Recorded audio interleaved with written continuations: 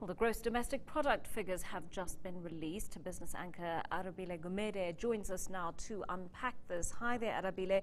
We know that it was a tough first 2 quarters for the economy. What are this third quarter's figures looking like? Good morning, Joanne. Well, indeed, it seems a 1.4% growth rate has been achieved in the third quarter of 2014, which is a much improved figure in comparison to what a lot of economists had expected of around 1.1%. It is now a better figure. The likes of mining and quarrying didn't do so well, but were still the biggest contributors to GDP. One of the big factors, however, were finance, real estate, and business services, which grew at around 2.4%, which is a significant contributor to the South African GDP. It accounts for around 20.3% of GDP as a whole. We saw figures as well with the likes of wholesale and retail trade accounting for around 2.2%. But the big data point was the fact that agriculture accounted for around 8.2% or grew by 8.2%. But unfortunately, it's not a big contributor to South Africa's GDP, which doesn't make it as significant as most, while wholesale, retail, and motor trade accounts for 3.4% of whole, or rather saw a 3.4% rise, which was the biggest gain in the economy. Yes, strikes have happened and the economy hasn't had the greatest start to the year, but it's slowly coming along, and definitely some growth as it rises 1.4% this quarter. Well, does this augur well for growth for the country's economy in the coming months? Well, indeed, having set a forecast of around 1.4% earlier this year, well, not so long ago by the South African Reserve Bank and Treasury in Nhlanhla, it does bode well and does set a precedent moving forward.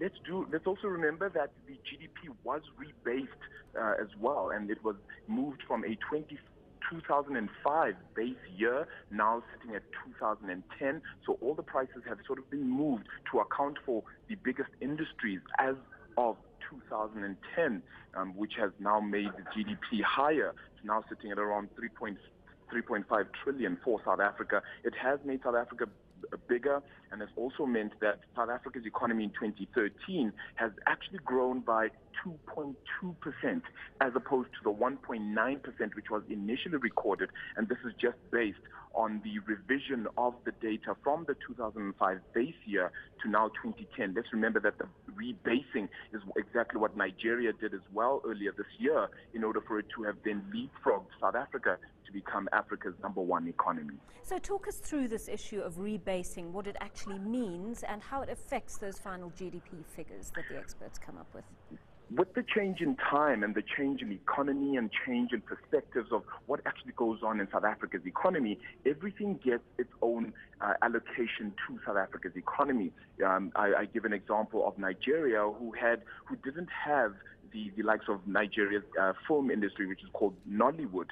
That didn't account for too much of its industry back when it had its initial rebasing in 1990. But as of 2010, it was a very huge industry, so it had to account for that in different ways. So bringing that back home, you'd notice that the likes of agriculture start accounting for a little bit more. Mining starts accounting for a lot more of South Africa's economy just because of how much it is necessary. So all the prices are then linked to current and today prices, making sure that everybody understands that they're now based at today's prices, or the earliest prices, which is of course 2010, and then any growth from there makes it a little more current, so to speak.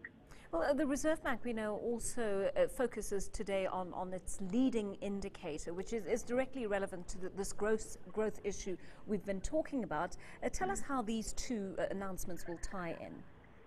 Well, certainly, looking at GDP having grown now at 1.4% in the third quarter, the leading indicator is also expected to show some growth as well moving forward in the next 6 months. I believe the figure may also have just come out. I'm not 100% sure yet, but as that figure comes out, we will report that as well. But they're likely to show continued growth and continued recovery in South Africa's economy, because that's been the main focus this year. Having seen the first and second quarters of this year really become a little bit dismal, with a 0.6% decline and a 0.6% but it's actually been revised to 0.5% increase in the GDP for the second quarter, you'll find that any figure from here on is really a good improvement. And of course, the 1.4% is really good.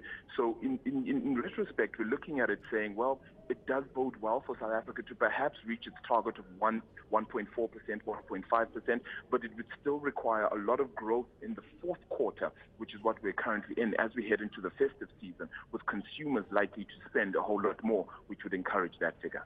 Business anchor Arabile Gumede, thanks very much for that.